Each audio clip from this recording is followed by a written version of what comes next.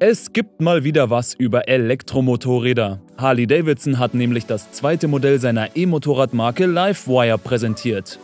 Die Livewire Del Mar baut auf der neuen Plattform S2 Arrow auf und leistet 60 kW. Das Interesse ist wohl hoch, eine auf 100 Exemplare limitierte Launch Edition war bereits nach wenigen Minuten vergriffen.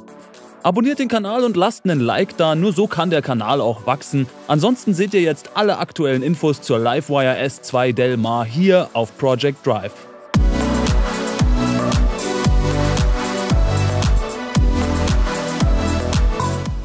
Wir schauen uns zuerst einmal die Livewire One an und die hat frappierende Ähnlichkeit zu dem ersten E-Motorradversuch, der noch unter der Marke Harley-Davidson erschienen ist. Aber der gravierendste Unterschied liegt in der Preisgestaltung. Die Livewire One gibt es schon für unter $20.000 und fast ein Drittel günstiger als das erste Modell. Das erste elektrische Motorrad des Herstellers, die wie die Submarke hieß, kostete noch rund $30.000 und lag nach Berichten wie Blei in den Regalen. Man könne sich für das Geld fast ein Tesla Model 3 kaufen, sollen Kaufinteressen angeführt haben. Der Preis des neuen Anlaufs liegt bei $22.000. Dank einer staatlichen Subvention in den USA lässt sich der auf unter $20.000 drücken. Das erste Modell der Submarke hat nicht nur optische Anleihen zum Erstling, auch die verbaute Technologie gleicht sich.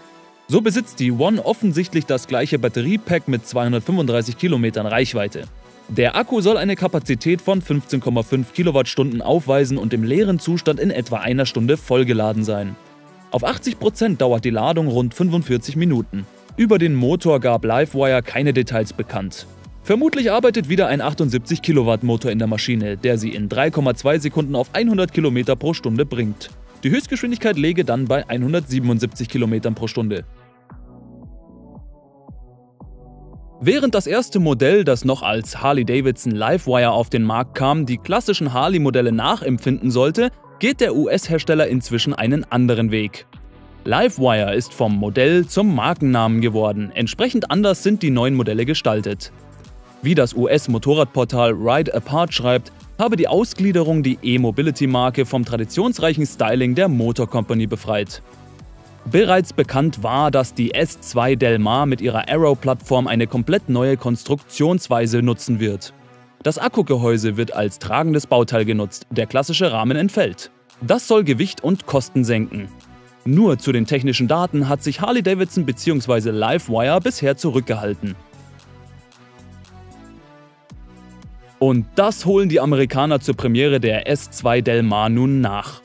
Die Leistung liegt bei den genannten 60 kW. Das Gewicht soll bei 440 Pfund oder recht genau 200 Kilogramm liegen. Damit soll die Del Mar in 3,5 Sekunden aus dem Stand auf 100 km/h beschleunigen können. Die City-Reichweite wird mit 100 Meilen, also 160 Kilometern angegeben. Angaben zur Reichweite über den Stadtverkehr hinaus gibt es bislang nicht. Auch zum Energiegehalt der Batterie hat Livewire bisher keine genauen Zahlen genannt. Laut Electrek soll das Batteriepaket aus Rundzellen im Format 2170 bestehen.